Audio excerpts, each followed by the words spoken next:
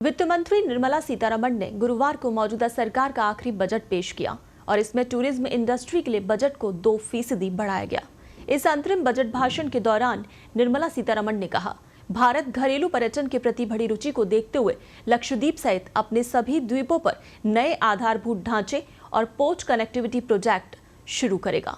तो पर्यटन क्षेत्र के लिए 2% बजट बढ़ाने की घोषणा करते हुए वित्त मंत्री ने कहा कि जो राज्य प्रतिष्ठित पर्यटन केंद्रों का विकास करेंगे और उनकी ब्रांडिंग मार्केटिंग वैश्विक स्तर पर करेंगे, उन्हें केंद्र सरकार की ओर से प्रोत्साहित किया जाएगा।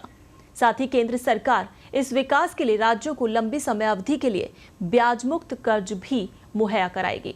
और बजट की इस घोषणा के बाद एक बार फिर से मालदीव और लक्षद्वीप की चर्चा तेज हो गई है। वजह यह भी कि भारत के अंतरिम बजट में मालदीव को दी जाने वाली सहायता पिछले वित्त वर्ष की तुलना में 22% घटा दी गई है। वहीं वित्त मंत्री के भाषण में लक्षद्वीप का जिक्र इसलिए अहम माना गया क्योंकि प्रधानमंत्री नरेंद्र मोदी ने 4 जनवरी को इस क्षेत्र का दौरा किया। उन्होंने यहां पर स्नॉर्कलिंग का आनंद लिया और उन लोगों से लक्षद्वीप जाने की अपील की जो कि एडवेंचर पसंद करते हैं।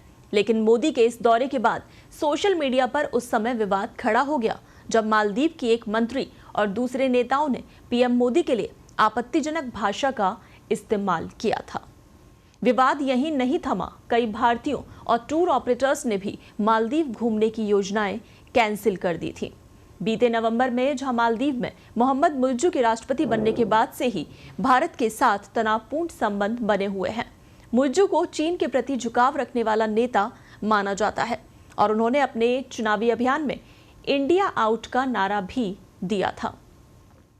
केंद्रीय वित्त मंत्री निर्मला सीतारमण ने अपने भाषण में कहा कि भारत का मध्यम वर्ग भी अब घूमने और नई नई खोज की इच्छा रखता है।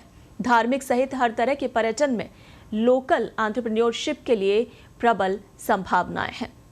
अपने महत्वपूर्ण पर्यटन केंद्रों के व्यापक विकास, उनकी वैश्विक स्तरीय ब्रांडिंग और मार्केटिंग करने के लिए राज्यों को प्रोत्साहित किया जाएगा और इन पर्यटन केंद्रों में मौजूद सुविधाओं की गुणवत्ता के आधार पर इन्हें रेटिंग देने के लिए एक फ्रेमवर्क तैयार किया जाएगा। उन्होंने कहा कि इस तरह की विकास परियोजनाओं को फाइनेंस करने के लिए राज्यों को केंद्र सरकार की ओर से लंबी अवधि के लिए ब्याज मुक्त कर्ज दिया जाएगा। तो घरेलू पर्यटन के प्रति बढ़ती रुचि के मद्देनजर बंदरगाहों की कनेक्टिविटी की परियोजनाएं, टूरिज्म इंफ्रास्ट्रक्चर और सुविधाएं अब लक्षद्वीप सहित हमारे सभी द्वीपों तक पहुंचेंगे और इससे रोजगार पैदा करने में भी मदद होगी।